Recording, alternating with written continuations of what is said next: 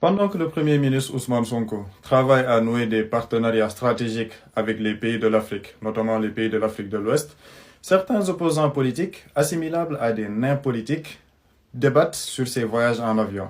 Nous avons les vrais débats du moment de tourner sur les vrais enjeux de la tournée panafricaine du Premier ministre Ousmane Sonko. Les vrais enjeux, nous avons ñaari aspect. Le premier aspect, c'est la volonté diplomatique. Les nouvelles autorités wane nañ ko. Te volonté bobu dañ koy natt ci souveraineté mais aussi ci panafricanisme parce qu'il y a cette volonté de créer un marché économique africain fort. Loolu liñ ciy gis mooy tournée bi nga xamanteni premier ministre def na ko yépp fépp fu muy dem dafa nekk di waxtaanee nan la ñuy gën a jëmmalee Afrique nan la ñuy gën a doolelee le continent africain à travers l'exploitation de nos ressources naturelles, la production et la construction d'un marché économique fort.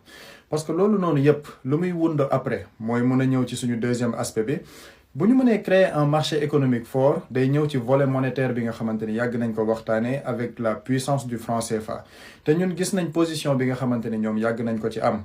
mooy di wax ni ñoom dañoo bëgg une monnaie boo xamante ni dafay nekk une monnaie sous-régionale te beaucoup d'économistes nous disent que ce n'est pas la monnaie qui fait l'économie, c'est l'économie qui fait la monnaie. Donc avant de penser à une monnaie, à la création d'une monnaie, il faut penser à la création d'un marché économique africain fort. te ci tànk yooyu le premier ministre Ousmane Sonko nekk sous les directives du président de la République pour créer des partenariats stratégiques avec la Guinée ñu xool nan la ñu mën a utiliser ñoom seen bauxite ak ñun ressources naturelles yi ñu am par rapport ak gaz bi mu mën a am impact sur nos différentes populations par rapport à la Sierra Leone ci fer bi ci minéraux yi ak yeneen yoo xam ni waxtaanee nañ ko fa pour njeexital bi mu mën a am un intérêt économique fort boo xamante ni Sénégal da ciy mën a gis boppam te loolu mu nekk lu am solo d'autant plus que dans cette année au pouvoir dañoo gis ni ñoom dañoo afficher une souveraineté financière boo xam ni mën nañ ko natt ci le fait que FMI joxul benn décaissement au Sénégal mais malgré ce non décaissement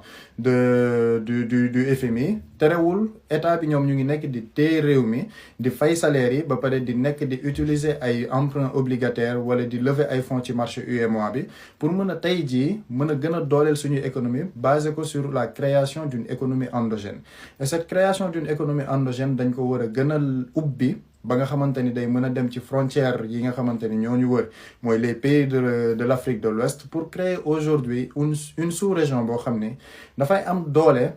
ci relation yi ñuy am mais dafay gën a am doole aussi par rapport à nos flux économiques yi ñuy mën a partager te loolu mooy les vrais débats du moment.